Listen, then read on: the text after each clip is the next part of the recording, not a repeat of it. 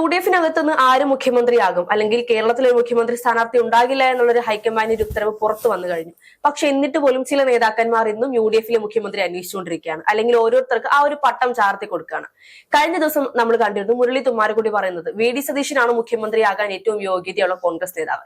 പക്ഷെ ഇപ്പോൾ വെള്ളാപ്പള്ളി നടേശൻ രംഗത്ത് വന്നിരിക്കുകയാണ്. വെള്ളാപ്പള്ളി നടേശന്റെ ശത്രുവായി കണക്കാക്കപ്പെടുന്ന KC വേണുഗോപാലാണ് UDF അധികാരത്തിൽ വന്നാൽ മുഖ്യമന്ത്രിയാകാൻ ഏറ്റവും അനുയോജ്യനായ ആള് എന്നാണ് വെള്ളാപ്പള്ളിയുടെ പുതിയ പ്രസ്താവന. ഇത് എത്രത്തോളം വാസ്തവമാണ്? ഇത് വെള്ളാപ്പള്ളി മറ്റെന്തെങ്കിലും ദുരുദ്ദേശത്തോടു കൂടിയായിരിക്കുമോ ഈ ഒരു പദവി KCക്ക് നൽകുന്നത്? അല്ല, കഴിഞ്ഞ ദിവസം KC വേണുഗോപാൽ ഉൾപ്പെടെയുള്ളവർ പറഞ്ഞതാണ് കേരളം ഭരിക്കുക ഇനി UDF എന്ന ആൺകുട്ടികളാണ്. അതിനെപ്പറ്റിയുള്ള ഒരുപാട് ചർച്ചകളൊക്കെ ഉയർന്നിരുന്നു. അതുമായി ബന്ധപ്പെട്ട് സോഷ്യൽ മീഡിയ ട്രോളുകൾ. അപ്പോൾ അതിനെ ടാക്കിൾ ചെയ്യാൻ വേണ്ടി തദ്ദേശത്തിൽ ആദ്യഘട്ടത്തിൽ തിരുവനന്തപുരം ജില്ലയിൽ നിന്നും അല്ലെങ്കിൽ 27 യുവ പെൺകുട്ടികളെ, അതായത് തദ്ദേശത്തിൽ മത്സരിപ്പിക്കാൻ അവർ മുന്നോട്ടിറക്കുന്നു.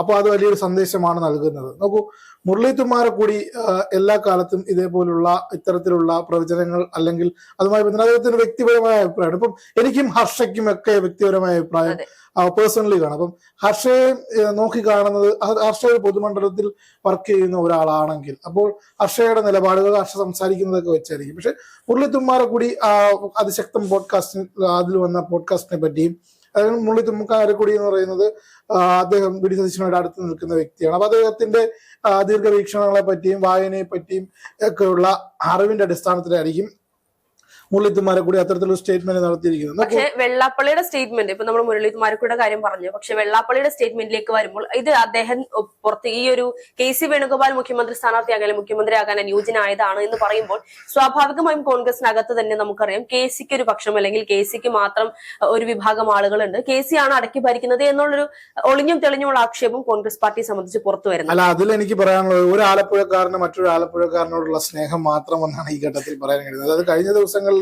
കഴിഞ്ഞ കുറെ നാളുകളുടെയും, അതായത് വെള്ളാപ്പള്ളി നടേശന്റെ പ്രവർത്തനങ്ങളും അല്ലെങ്കിൽ വെള്ളാപ്പള്ളി നടേശൻ മുന്നോട്ട് വെക്കുന്ന ആശയങ്ങളും കൊണ്ട് പറയുന്നതും എല്ലാം തന്നെ LDF-ന് അനുകൂലമായിട്ടും മുഖ്യമന്ത്രിയുടെ മറ്റൊരു നാവായിട്ടാണ് വെള്ളാപ്പള്ളി സംസ്ഥാനത്തുടനീളം പ്രസംഗിക്കുന്നത് എന്നുള്ള വാർത്തകളും ഒക്കെ പുറത്തു വന്നിരുന്നു. KC വേണുഗോപാൽ ഞാൻ നേരത്തെ പറഞ്ഞ ആലപ്പുഴക്കാരനാണ്. ഇരുവരും തമ്മിലുള്ള സ്നേഹബന്ധം അതല്ലെങ്കിൽ വെള്ളാപ്പള്ളിക്ക് തന്നെ തോന്നിക്കാണും ഇനി ഇപ്പോൾ ഒരു ട്രെൻഡ് മാറുകയാണെങ്കിൽ ഒരുപക്ഷെ KC എങ്ങാനും മുഖ്യമന്ത്രി ആയാൽ പിണക്കേണ്ട ഒരു ആവശ്യകതയില്ല, അദ്ദേഹത്തിനും ഇരിക്കട്ടെ ഒരു സ്നേഹ സന്ദേശം അല്ലെങ്കിൽ ഒരു കുതിരപ്പവൻ എന്ന രീതിയിലായിരിക്കും നൽകിയത്. അതായത് ഭരണത്തിൽ എങ്ങോട്ടാണോ ചായുന്നത് അതിനോടൊപ്പം നിൽക്കാനുള്ള ടെൻഡൻസി വെള്ളാപ്പള്ളിക്ക് ഉണ്ട് എന്നുള്ളതാണ് ഇതുമായിട്ട് കാണിക്കുന്നത്. അത് LDF കണ്ണടച്ച് വെള്ളാപ്പള്ളിയെ വിശ്വസിക്കുന്നത്, അത് ഇത്തരത്തിൽ വഴിവിട്ട സഹായങ്ങൾ ചെയ്തു കൊടുക്കുന്നത്, അതേപോലെ ഇപ്പോ മൈക്രോ ഫിനാൻസ് കേസുമായി ബന്ധപ്പെട്ട് അന്വേഷണ ഉദ്യോഗസ്ഥനെ മാറ്റി കൊടുക്കുന്നത്, ഇതെല്ലാം തന്നെ ഉപകാരസ്മരണയാണെന്നുള്ള ചർച്ചകളൊക്കെ വരുന്നുണ്ട്. അത്തരം സാഹചര്യത്തിൽ ഇനി എങ്ങാനും ഈ തദ്ദേശത്തിൽ ഇപ്പോ കോൺഗ്രസ് ഒക്കെ ഒരു പടി മുന്നിലോട്ട് വന്ന് സ്ഥാനാർത്ഥി പ്രഖ്യാപനമൊക്കെ നടത്തി ഒരു എഡ്ജ് കിട്ടി ആ ട്രെൻഡ് പിടിച്ച് അടുത്ത 2026 വരുന്ന നിയമസഭാ തെരഞ്ഞെടുപ്പിൽ എങ്ങാനും UDF വരികയും KC മാത്രമല്ല അവിടെ രമേശ് ചെന്നിത്തലയുണ്ട്. നോക്കൂ, VD സതീശൻ ഒഴികെയുള്ള 2 പേര് ആലപ്പുഴക്കാരാണ്. അത് ഇവർ തമ്മിൽ വ്യക്തിപരമായിട്ട് അങ്ങോട്ടേക്കുന്ന സൗഹൃദവും ബന്ധമുള്ളവരാണ്.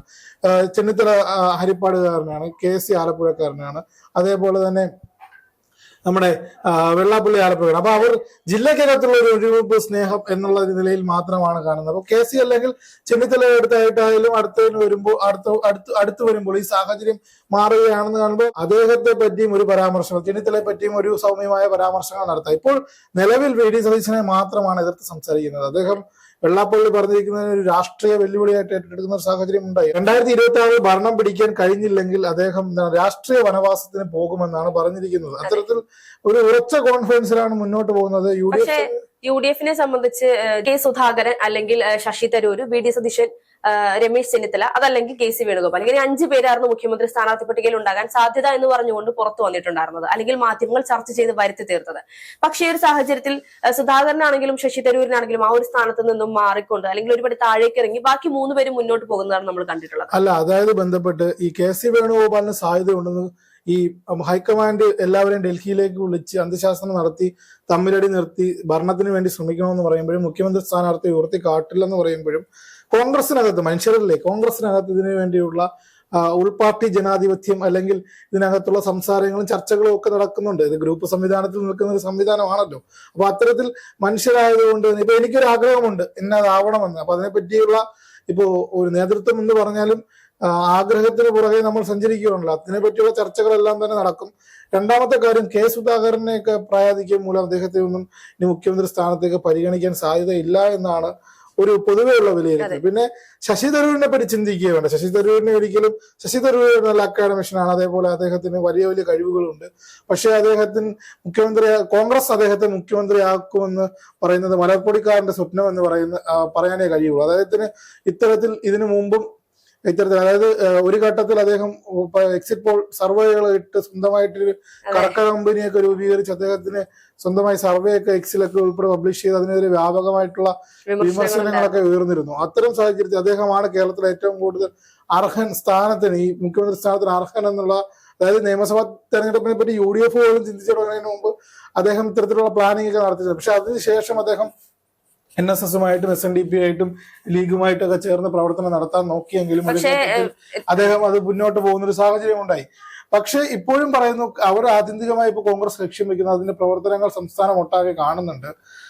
അത് എത്രത്തോളം ബലവത്താവുമെന്ന് കണ്ടറിയണം. എന്നാലും വെള്ളാപ്പള്ളി വലത്തേക്ക് ചരിയുന്നത് ഒരു സൂചനയാണ്. അതായത് ഇത്തരത്തിൽ ഒരു ഭരണമാറ്റം ഉണ്ടാകാം. ഇനി NSSന്റെ നിലപാട് വരാനിരിക്കുന്നു. NSSനെ സംബന്ധിച്ച് KCയും NSS തമ്മിൽ പ്രത്യേകിച്ച് വൈരാഗ്യങ്ങളൊന്നും ഇല്ലാതാനും മാത്രമല്ല ചെന്നിത്തലയുമായിട്ടൊക്കെ അടുത്ത് സൂക്ഷിക്കുന്നു സുകുമാരൻ നായർ എന്ന് പറയുന്നത്. സ്വാഭാവികമായും ഈ ഒരു NSS ഇപ്പോഴും LDFനോട് ചേർന്ന് നിൽക്കുന്നു എന്ന് പറയുമ്പോൾ പോലും അവർക്ക് UDFനോട് ഒരു ചായ്വുണ്ട് എന്നുള്ളത് പ്രത്യക്ഷമായി നമുക്ക് എല്ലാവർക്കും അറിയുന്ന കാര്യം തന്നെയാണ്. അല്ല, രമേശ് ചെന്നിത്തല നല്ലൊരു നെഗോഷിയേറ്റർ ആണ്. പുള്ളിക്കാരൻ ചെന്ന് G. സുകുമാരൻ നായരുമായിട്ടൊക്കെ സംസാരിച്ച് ഒരു സമവായത്തിൽ എത്താൻ കഴിഞ്ഞാൽ ഇതൊക്കെ ഇപ്പോൾ നടക്കുന്നതല്ല, അവസാന ലാപ്പിൽ ഇതിലെല്ലാം തകിടം മറിയുന്ന ഒരു സാഹചര്യം. ഇനിയുള്ള 6-7 മാസം കേരള രാഷ്ട്രീയം നല്ല രസമായിരിക്കും.